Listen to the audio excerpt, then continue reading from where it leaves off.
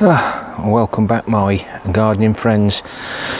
Well, welcome to the polytunnel build. This will be part one, just an overview, let you know what I'm going to do, and then like normal, I like to start a job, or like to do a pre-video before we start the job, so that you throw ideas at me when I'm talking. And my regular viewers will see the 4x4. This is 3x3. There's 2x2. They'll be for the doors and the windows. Those will be for the uprights. And then we've got some of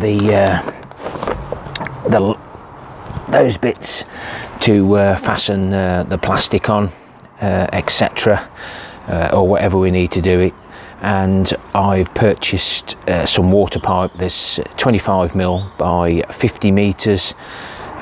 Just over £33, and I'll probably be using that for the inside for the double skin.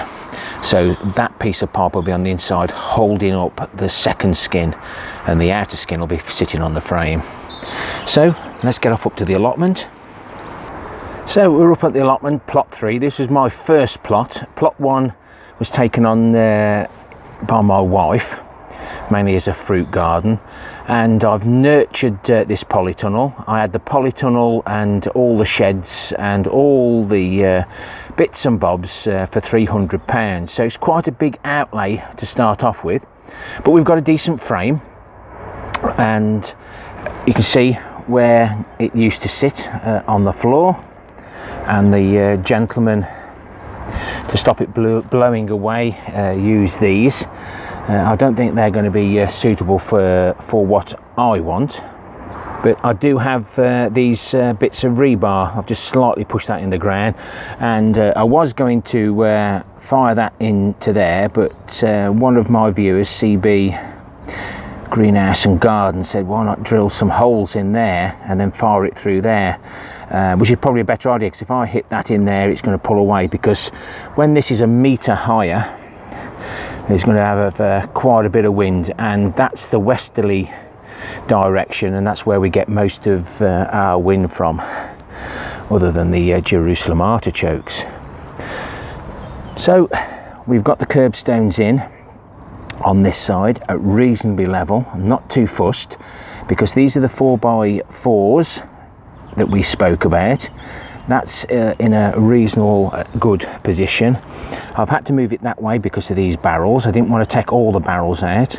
I've took all those out and used the compost, but that will sit on that far edge. We will then come across. I can move this curb if I need to. We'll slip this one in here. That one should be half level according to the line, and hopefully then we can run that one that way, do the same at that end, and then we'll just follow it through, and then hopefully we'll be able to straighten all this up to suit the wood. And if it isn't exactly straight, it doesn't matter. Once that's done, then I'm going to try and get rid of the frame so that I can work on it. So the 3x3s will be coming up in the air and going across. The 2x2s will be for the windows. We've got some polycarbonate there, which we can cut to requirements, and then this front edge will be all framed up, and we'll be having polycarbonate in on the inside and Enviromesh on the outside, so we're double skinning it there in a fashion. So because we got some awkward bolts on this, which were more like nipples, which used to wear through the green cover, so I've put these coach bolts in. They've got the square head there, so once they're rammed into that and tightened up, it's worked okay. So I've been able to use this old nut, saving a few pennies, and then I've wound it. I bought some more locking nuts here and here. Well, no, I got that the wrong way around.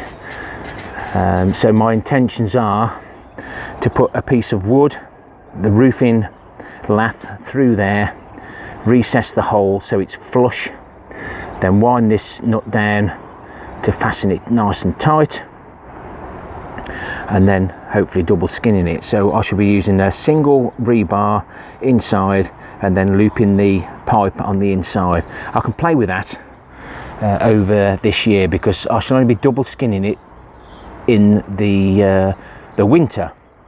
So I've got to do it so that I can roll the sheet up or slide the sheet up by releasing the blue plastic pipe and then bringing it to the top, or bringing it down to the sides. I think rolling each side up or sliding each side up will be more beneficial.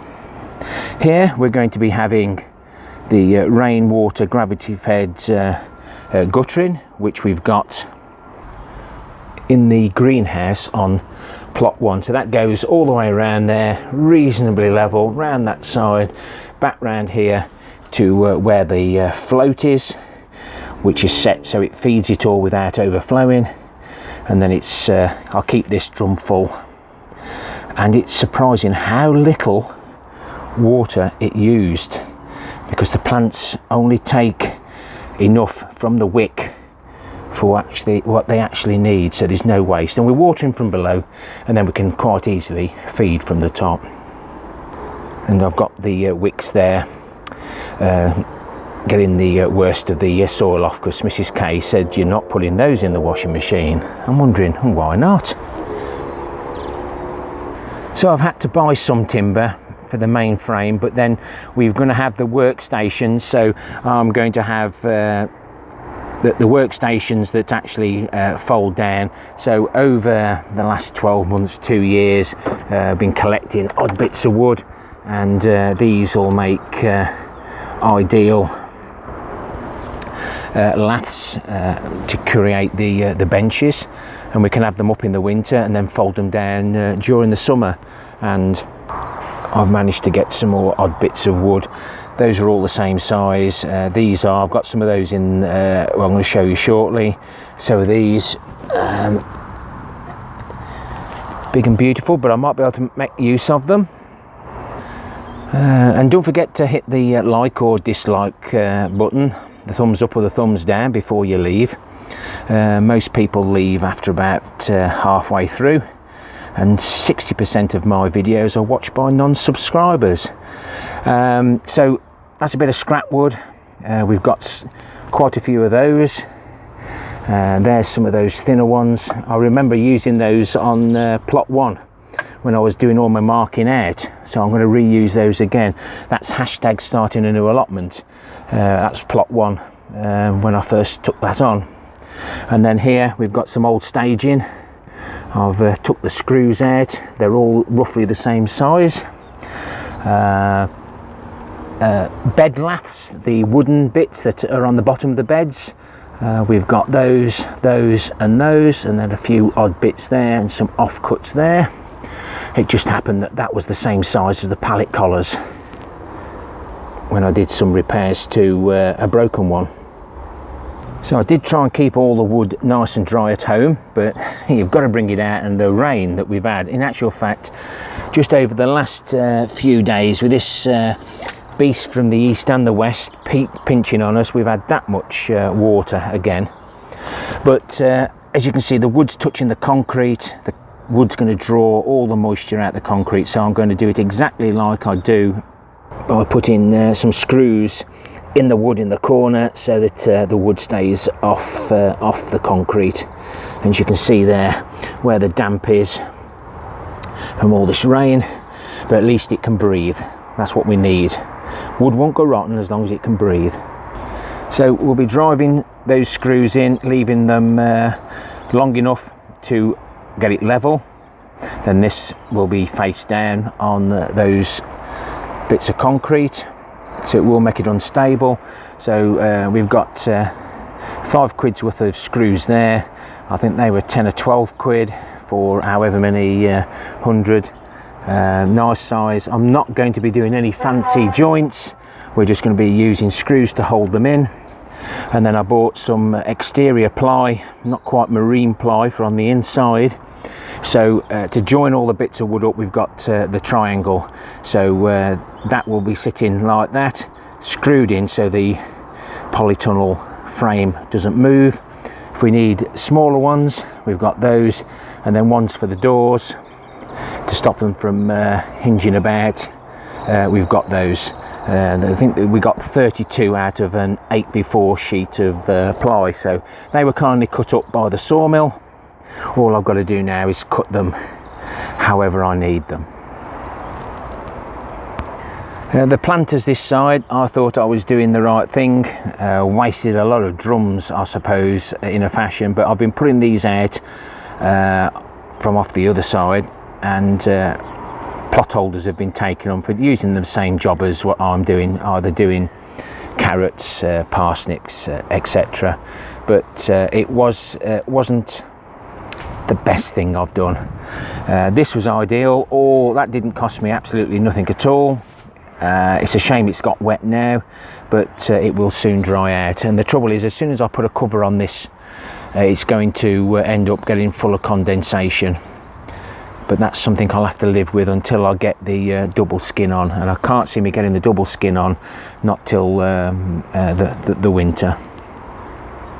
This is the place where we put the guttering on. So we had some wooden battens on here. We've got some at home, we showed you those, and I'll have them the same, but obviously they'll be a lot higher up. I can't see any point in putting them any lower down.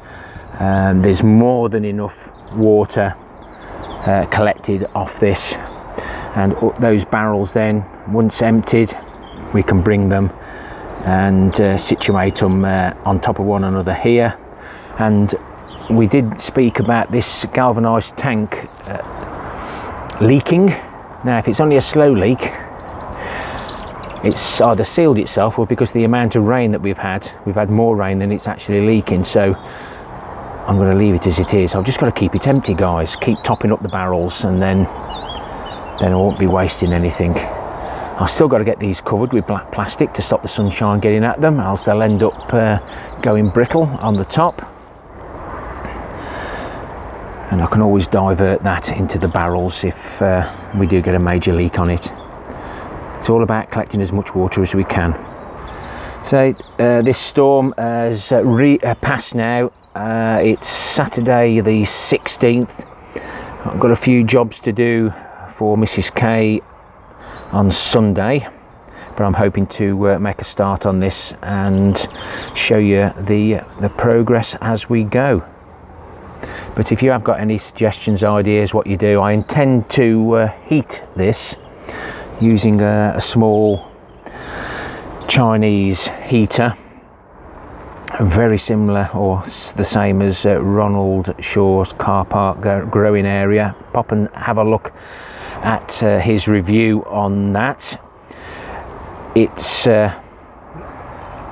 doesn't cost a lot to run, but it might be able to help me over the winter to be more self-sufficient when I do start growing a little bit more over the winter months in the Polytunnel. As you've seen, the greenhouse grow room does get very, very crowded. It has warmed up a bit, all the ice has gone, but it's so wet underfoot, especially when the frost comes out the ground. It certainly makes it awkward to work. As you can see there in the middle of the screen, this polytunnel frame has actually got screw holes, so that'll be very useful all the way along. Some areas have gone a little bit rotten, especially where they've been buried in the ground. But that will be cut out, and we can strengthen it if need be. But yeah, so if you've got any comments, just please comment about any ideas you've got that might help me. I've got quite a few at the minute, even though I've been showing you, previewing what I'm up to, and this is what I'm always doing. I like to show you stuff before I do it, because we can learn from each other. Don't forget to hit that like button or dislike for the interaction. That helps my videos. I'm not going to ask you to subscribe, because you'll do that if you wish. Happy gardening to you all. Till next time, my friends. Ta-ra for now.